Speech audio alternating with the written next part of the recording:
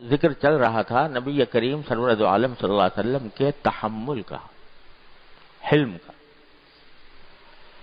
کہ ایسے موقع پر جب کہ دوسرے لوگ غصے میں آ جاتے ہیں اور غصے میں آ کر آپے سے باہر ہو جاتے ہیں، ایسے مواقع پر نبی کریم سرور دو عالم صلی اللہ علیہ وسلم نے جس تحمل کا درس دیا، اپنے قول سے بھی اپنے فعل سے بھی، اور یہ دعا بھی فرمائی کہ اللہم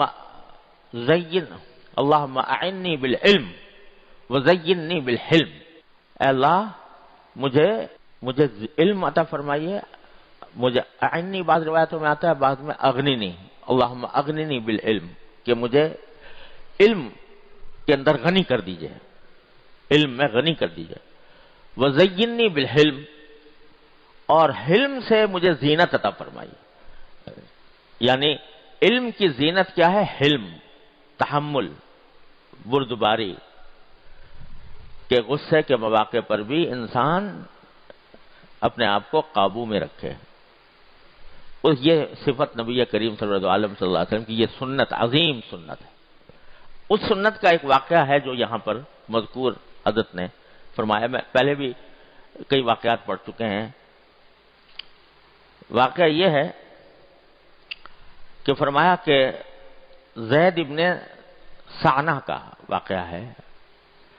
یہ ایک یہودی عالم تھے، یہودیوں کے بڑے زبردست عالم تھے اپنے زمانے میں، مشہور عالم تھے۔ وہ خود اپنا واقعہ بیان کرتے ہیں، بعد میں اللہ تعالیٰ نے مسلمان ہونے کی توفیق عطا فرمائی، اور اللہ تعالیٰ نے نبی کریم صلی اللہ علیہ وسلم کی صحبت میں رہنے کی بھی توفیق عطا فرمائی، غزوات میں شرکت بھی ہوئی، یہاں تک کہ غزوہ تبوک میں شہید ہوئے۔ تو وہ اپنا واقعہ بیان کر رہے ہیں کہ ایک مرتبہ کہ میں نے ایک دن یہ سوچا کہ نبوت کی علامتوں میں سے کوئی بھی ایسی علامت نہیں رہی جس کو میں نے حضور اکرم صلی اللہ علیہ وسلم میں نہ دیکھ لیا ہو۔ آپ کی علامتیں پچھلی کتابوں کے اندر بیان ہوئی تھیں، تورات میں، انجیل میں، قرآن کریم میں بھی اس کا ذکر ہے۔ تو جو علامتیں نبی آخر الزمان صلی اللہ علیہ وسلم کی بیان کی گئی تھیں تورات و انجیل میں، وہ ایک ایک کر کے میں دیکھتا رہا کہ حضور میں پائی جاتی ہیں کہ نہیں پائی جاتی۔ تو جتنی علامتیں تھیں وہ میں نے حضور میں دیکھی، سوائے دو علامتوں کے جن کے تجربے کی ابھی تک نوبت نہیں آئی تھی۔ ایک علامت یہ تھی کہ آپ کا حلم آپ کے غصے پر غالب ہوگا، آپ کا حلم آپ کے غصے پر غالب ہوگا، یہ علامت بیان ہوئی تھی نبی کریم صلی اللہ علیہ وسلم کی۔ دوسرے یہ کہ آپ کے ساتھ کوئی جتنا بھی جہالت کا برتاؤ کرے گا اسی قدر آپ کا تحمل زیادہ ہوگا، کوئی دوسرا جتنا بھی زیادہ جہالت کا معاملہ کرے آپ کا تحمل اور اس سے بھی زیادہ ہوگا۔ تو میں ان دونوں علامتوں کے امتحان کے مواقع تلاش کرتا رہا کہ دیکھوں یہ علامتیں پائی جاتی ہیں نبی کریم صلی اللہ علیہ وسلم میں یا نہیں، اور اس کے لیے میں آمد و رفت بڑھاتا رہا، یعنی جا کے مل لیا، کبھی کسی وقت دیکھ لیا جا کر۔ تو ایک دن ایسا ہوا کہ آپ حجرے سے باہر تشریف لائے، آپ کے ساتھ حضرت علی رضی اللہ تعالیٰ عنہ بھی تھے۔ ایک دیہاتی جیسا شخص آیا اور اس نے عرض کیا کہ یا رسول اللہ، میری قوم مسلمان ہو چکی ہے اور میں نے ان سے یہ کہا تھا کہ مسلمان ہو جاؤ گے تو اللہ تعالیٰ تمہیں بھرپور رزق دے گا۔ اب یہ انہوں نے اپنے خیال میں لوگوں کو اسلام کی ترغیب دینے کے لیے، خود دیہاتی آدمی تھے اور اپنے دیہاتی لوگوں سے ترغیب دینے کے لیے یہ کہہ دیا تھا کہ اگر اسلام لاؤ گے تو بہت رزق ملے گا۔ یہ عام نبی کریم صلی اللہ علیہ وسلم کی تبلیغ اور دعوت کا طریقہ یہ نہیں تھا، یعنی کہ آپ لوگوں کو یہ کہیں کہ اسلام لاؤ تو تمہیں دنیاوی منافع بہت حاصل ہوں گے۔ آپ تو یہ فرماتے قولوا لا الہ الا اللہ تفلحوا، لا الہ الا اللہ کہہ دو فلاح پا جاؤ گے۔ اور فلاح میں اصل فلاح تو آخرت کی ہے، پھر انجام کار دنیا کے اندر بھی فلاح مل جاتی ہے. لیکن اس طرح کہنے کا معمول نہیں تھا کہ بھی تم اسلام لاؤ تو تمہیں دنیاوی منافع حاصل ہوں گے، لیکن بہرحال انہوں نے کہہ دیا. اب حالات یہ ہیں، انہوں نے بتایا دیہاتی صاحب نے، کہ قحط پڑ گیا ہے وہاں، اور لوگ بھوک کا شکار ہیں، اور مجھے ڈر ہے کہ اسلام سے نہ نکل جائیں. تو اگر آپ کی رائے ہو تو ان کی کچھ مدد فرما دیں میرے دیہات میں رہنے والوں کی جو نئے نئے اسلام لائے ہیں. اس وقت حضرت علی رضی اللہ تعالیٰ عنہ آپ کے ساتھ تھے، تو آپ نے حضرت علی کی طرف دیکھا، یعنی اس خیال سے کہ کوئی اگر چیز ہو تو ان کو بھیج دی جائے. غالباً حضرت علی کی طرف اس لیے دیکھا ہوگا کہ صدقات وغیرہ جب آتے تھے تو حضرت علی رضی اللہ عنہ کے ذریعے بعض اوقات تقسیم فرمایا کرتے تھے آپ، تو ان سے اس طرف دیکھا ہوگا کہ شاید کچھ باقی ہو صدقات میں سے تو ان کے پاس بھیج دیا جائے. تو حضرت علی نے عرض کیا کہ یا رسول اللہ اب کچھ نہیں رہا، جو کچھ تھے سب تقسیم ہو چکا، اب کچھ باقی نہیں ہے.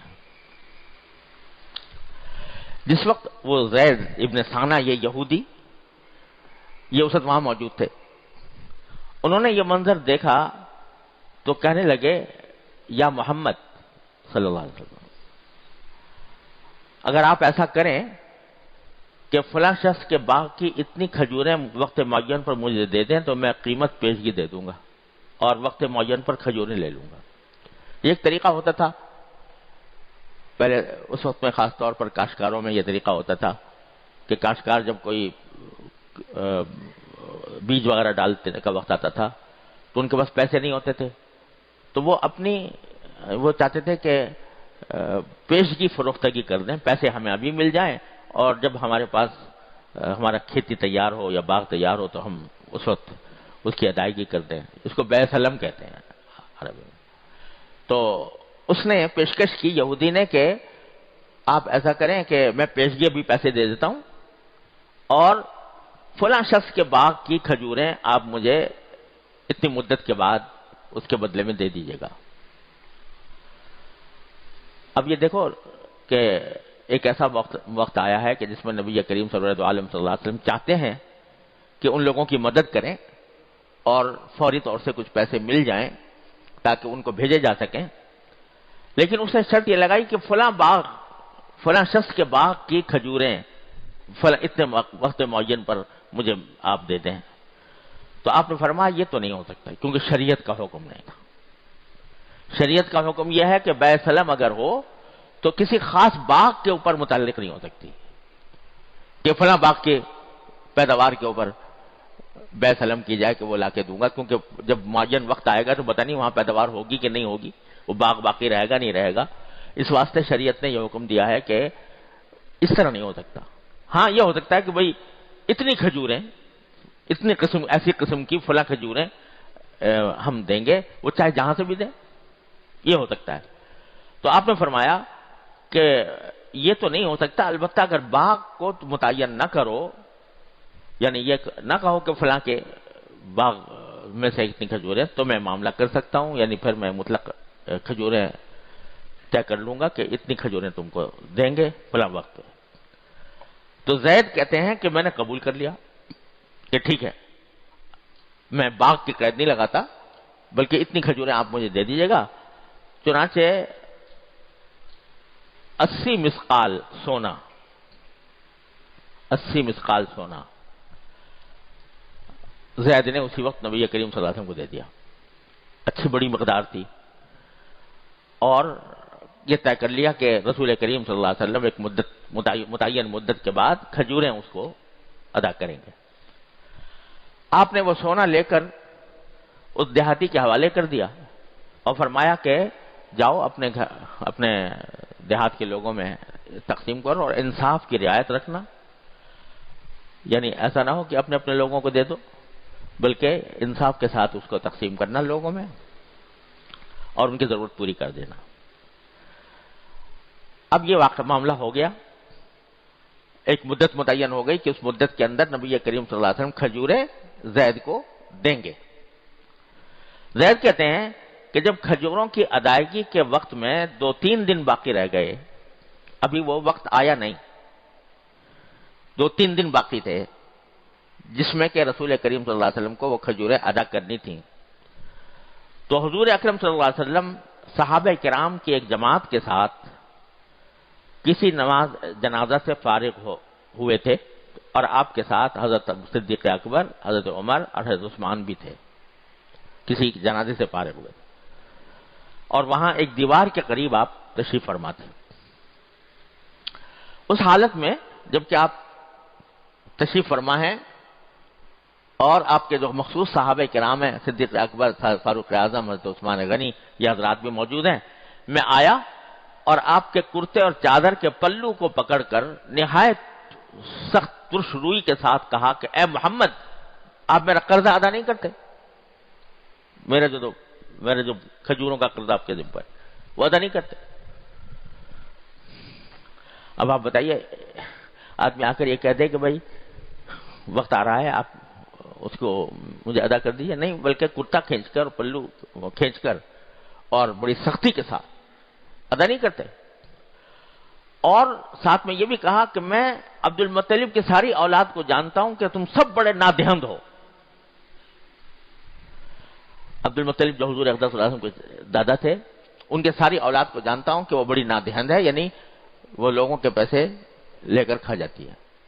تو ایک تو سختی کا معاملہ، اوپر سے ایسے شریف خاندان کے اوپر یہ تہمت، اور پورے خاندان پر تہمت لگا رہا ہے کہ آپ بڑے نادہند ہو۔ اب وہاں حضرت عمر بھی موجود تھے، وہ کیسے برداشت کرتے؟ تو انہوں نے غصے سے مجھے گھورا اور کہا خدا کے دشمن یہ کیا بک رہا ہے؟ خدا کی قسم اگر مجھے حضور صلی اللہ علیہ وسلم کا ڈر نہ ہوتا تو تیری گردن اڑا دیتا۔ وہ تو ہر وقت نبی کریم صلی اللہ علیہ وسلم کے اوپر فداکاری کے لیے ہر لمحہ تیار تھے، تو کہا تیری گردن اڑا دیتا۔ لیکن میں نے دیکھا کہ حضور اقدس سرورت عالم صلی اللہ علیہ وسلم نہایت سکون سے مجھے دیکھ رہے تھے، اور تبسم کے انداز میں حضرت عمر سے فرمایا کہ عمر، میں اور یہ یعنی یہ زید ایک اور بات کے زیادہ محتاج تھے۔ کیا؟ کہ تم مجھے حق ادا کرنے میں خوبی برتنے کو کہتے اور ان کو مطالبہ کرنے میں بہتر طریقے کی نصیحت کرتے، بجائے اس کے کہ تم نے غصہ ہو کر اور یہ کہنا شروع کر دیا کہ میں تیری گردن اڑا دیتا اور کیا بک رہا ہے۔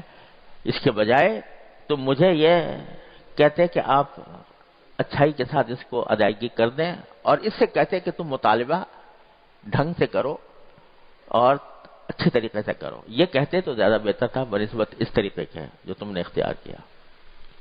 حضرت عمر کو اور پھر فرمایا کہ جاؤ تم ہی اس کو لے جاؤ زید کو اور ان کا حق ادا کر دو، اور ساتھ میں یہ بھی فرمایا کہ تم نے جو اسے ڈانٹا ہے اس کے بدلے 20 صاع زیادہ دے دینا، جتنی کھجوریں طے ہوئی تھیں اس سے 20 صاع زیادہ دے دینا، کیونکہ تم نے اس کو ڈانٹا تو اس ڈانٹنے کے عوض میں ان کو 20 صاع زیادہ دے دینا۔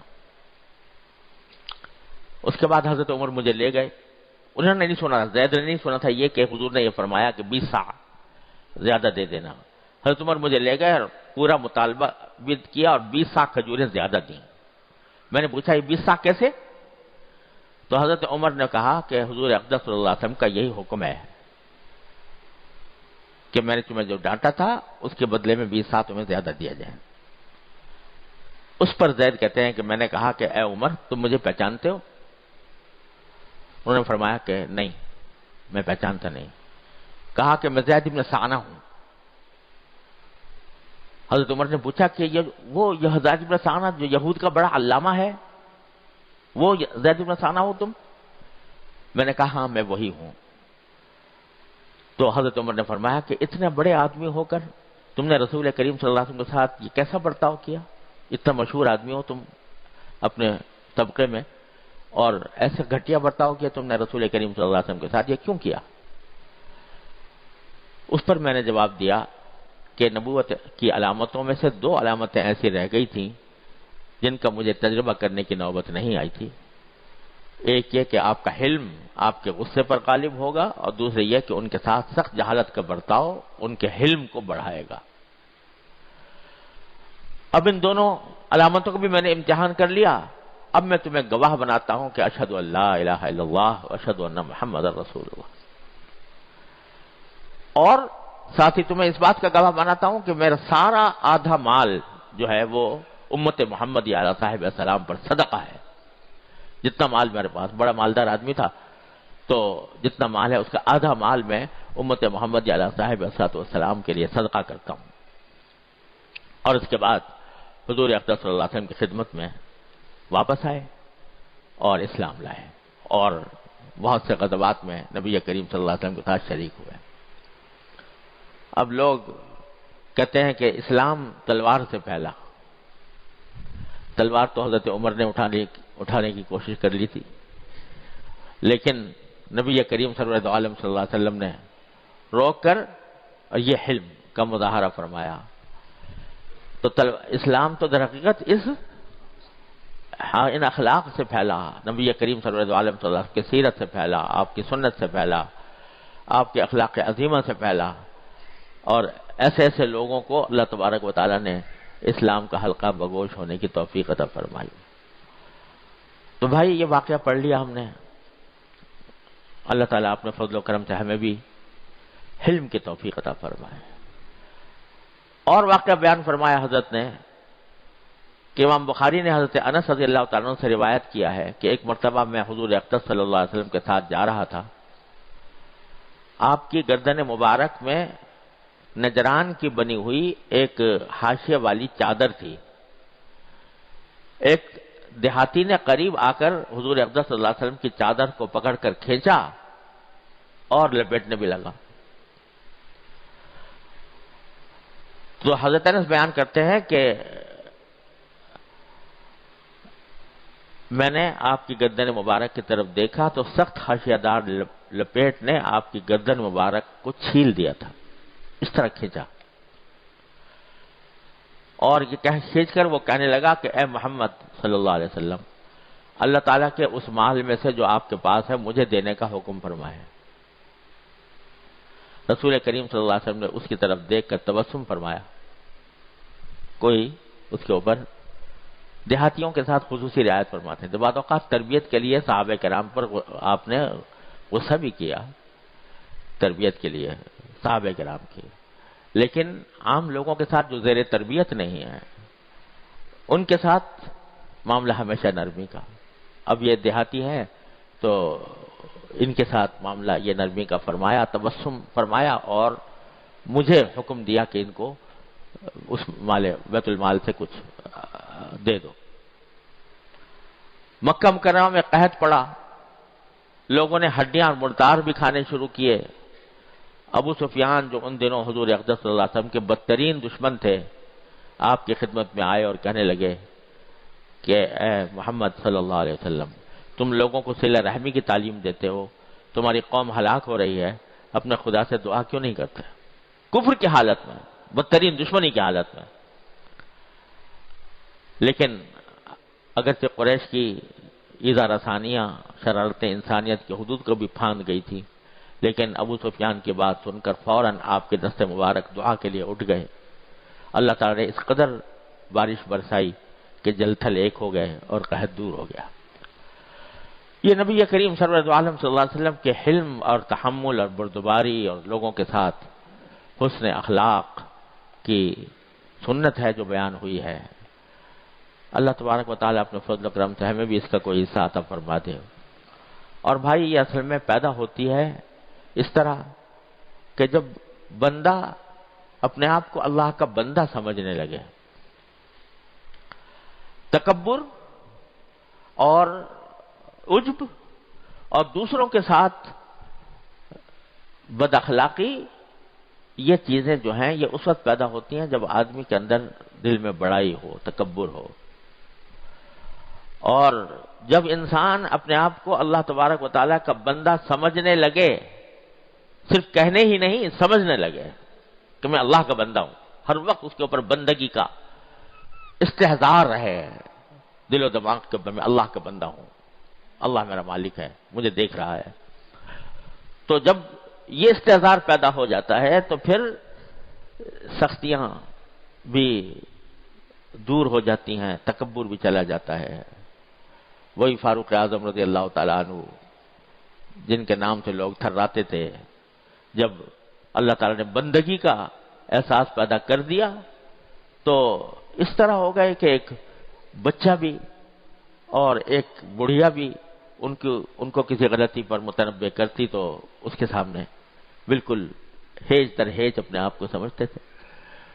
تو اصل بات یہ ہے کہ اللہ تبارک و تعالیٰ اپنے بندہ ہونے کا احساس اور اس کا استحضار دل میں پیدا کرتا ہے.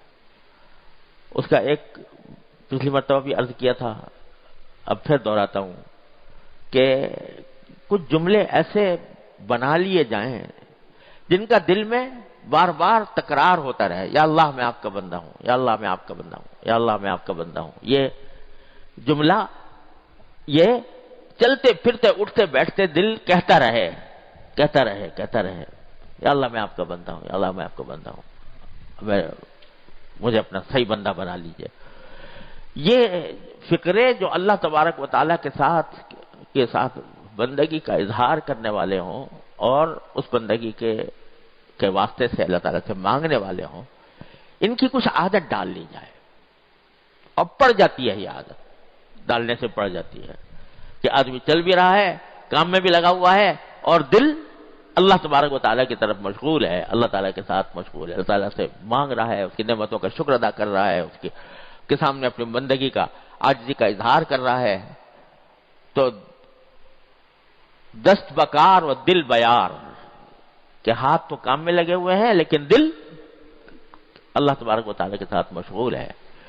یہ صحبت سے حاصل ہوتا ہے، اللہ والوں کی صحبت سے حاصل ہوتا ہے، اور مشق سے حاصل ہوتا ہے کہ آدمی یہ چیزیں، ان چیزوں کی اپنے دل میں تکرار کرتا رہے، مسلسل کہتا سنتا رہے. جو فضول قسم کے جو خیالات سے ہمارا ذہن بھرا رہتا ہے، تو اس کے بجائے اس قسم کے خیالات، یہ فکرے تصور میں آتے رہیں اور کہتا بھی ہوتا رہے. تو دیکھو اللہ تبارک و تعالیٰ جب اس کی توفیق عطا فرما دیتے ہیں اور مشق سے یہ چیز حاصل ہو جاتی ہے تو پھر دیکھو کیا سے کیا ہو جاتا ہے. پھر ساری رعونت، سارا تکبر وہ خاک میں مل جاتا ہے، کیونکہ جب بندہ بن گیا تو پھر تکبر کہے گا. اللہ تعالیٰ اپنے فضل و کرم و رحمت سے ہم سب کو اس کی توفیق عطا